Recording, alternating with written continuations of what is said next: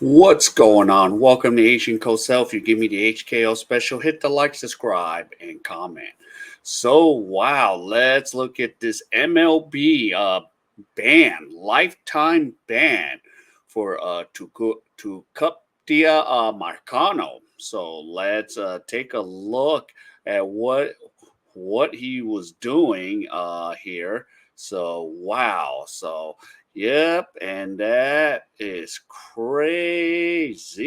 So, and he's got what's coming. So, Tucupita Marcano lost millions in future earnings by betting on MLB. So there he is. So, yep. So he's banned for MLB for life on betting on baseball. What he will lose in career earnings is expensive greater than the amount he wagered. Jesus. Wow. Yep. And while playing for the Pittsburgh Pirates, he made 387 baseball bets, including 231 MLB related bets. Wow. Altogether he wagered more than 150,000 on baseball and only won 4.3%. Wowzers. You know, Wow, and Marcano won't be the last player to fall into trouble for gambling on baseball, especially now that the MLB and other professional sports league have partnered up with sports books. But yep, and based on his service time, we could project how much he would earn if he stayed active through MLB through 2028. Now let's look at his salary.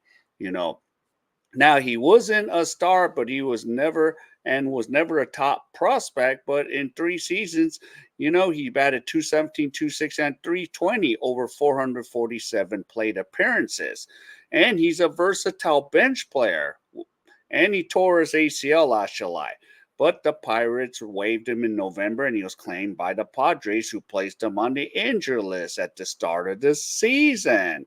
And if he had not been banned from the MLB, there's no guarantee he would remain on the active roster. God healthy, he could have earned 746,000 as a pre-arbitration player. Wow. So it's crazy. And then beginning of the season, he had 1 year, 141 days of service time, which is written as 1.141 years with a full year service in 2024, including time on the IL. He would have had 2.141 going into the offseason, which would have made him eligible for a Super 2 status.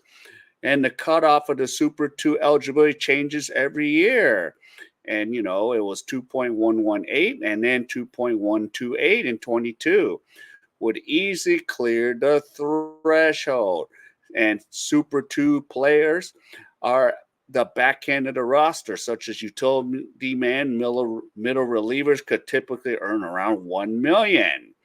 So, like Super 2, Nick Gordon, who lost his arbitration hearing, is earning $900,000 after filing for $1.25 million.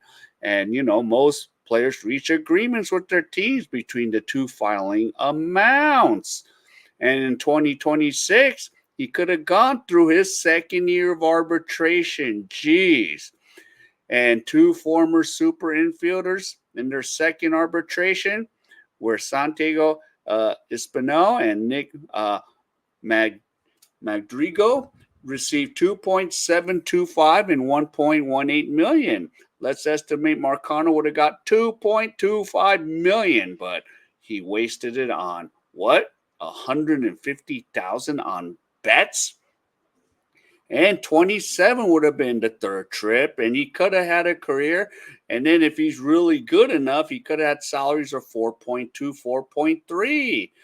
Wow. And his fourth and final trip to arbitration would have came in 28. Former Super 2s get a fourth crack at it. And, he's a utility infield in his fourth year of arbitration. Kyle Farmer got 6.3 million. And after 28, he would have reached free agency. That's much more unpredictable, but man, and the basic agreement from MLB and the Players Association runs through 26. So the next deal would have negotiated determine the environment of his free agency. Jeez. And, in 2020, it could have added up to 14.56 million. So yeah, he could have, really made a deal. And then here's the thing: he sacrifices family medical benefits and future pension because once you receive the ban, all that is gone. And he's a player on a 40-man roster that receives comprehensive health coverage with no premium. And keep in mind, Marcado's recovering from knee surgery. Jeez. And during the championship season, players are covered starting on their first day on the 40-man roster. And coverage remains in place until opening day of next season. So no premiums are required from active members and their dependents. So, yep. So, he's originally from Venezuela, country's healthcare system that collapsed 5 years ago, but he threw it all away. And, yep. And players can start collecting their pension at 45, but the longer they wait, the more worth it could, and maxed out at 62. And the maximum pension in 24, 275,000. So over $250,000. Wow. But his bet on 89,319 on MLB, he gambled away millions in salary and pension and benefits.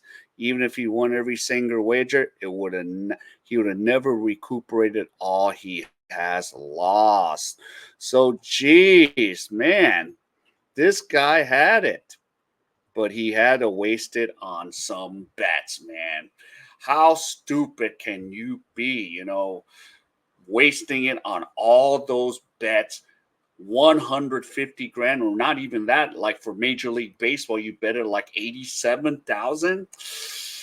Man, you could have set your family for life, but man, you're banned. And now you got to find some other way to make money.